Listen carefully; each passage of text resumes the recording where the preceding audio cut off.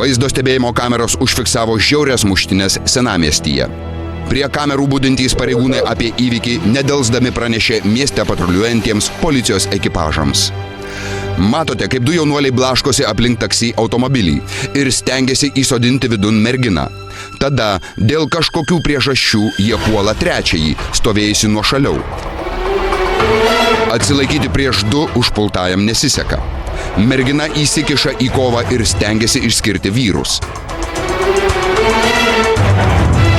Atrodytų konfliktas baigėsi, bet ne. Vienas aršuolis grįžta, tačiau situacija pasikeičia iš esmės. Kovojant vienas prieš vieną drąsos ir agresijos nebeužtenka. Čia reikia įgūdžių. Jaunuolis praleidžia kelis smūgius ir stengiasi atsitraukti, tačiau priešininkui kaip reikiant užvirė kraujas. Jis neketina nurimti. Smūgis po smūgio ir jaunuolis krenta be sąmonės. Spardyti gulintįjį yra šlykštu, bet spardyti žmogų be sąmonės.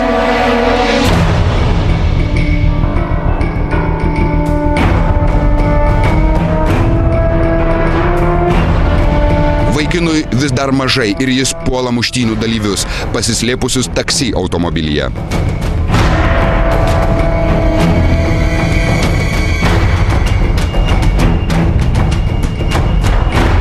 Užpuolikas spardo nežiūrėdamas, nors viduje sėdi ir mergina.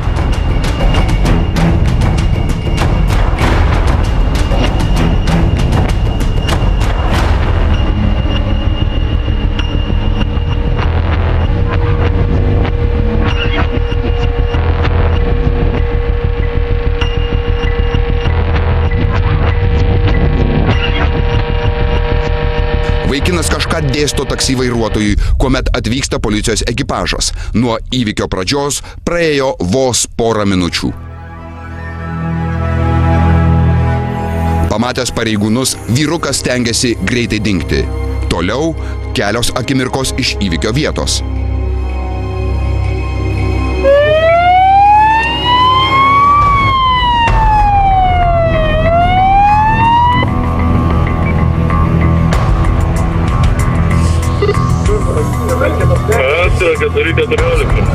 Pareigūnų iškviestas greitosios pagalbos automobilis išgabena be sąmonės gulėjusį vaikiną.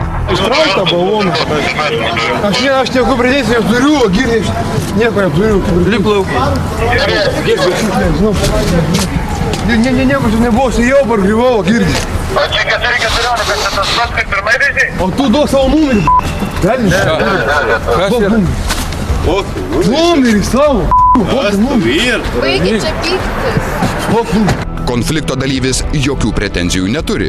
Reikia tik telefono numerio, pažinčiai pratęsti. Paliks numerį, velnis. Aš tai vargiuoju, aš tai pretenzijų turiu. Turi pretenzijų? Neturiu. Kokios gi čia gali būti pretenzijos? Jokių pretenzijų. Apsikabinkime atsisveikindami. Palik numerį. Kištas telefonas. Konflikto dalyviai išsiskirstė, kas taksi išvažiavo, kas greitąją, kas policijos mašina iškeliavo.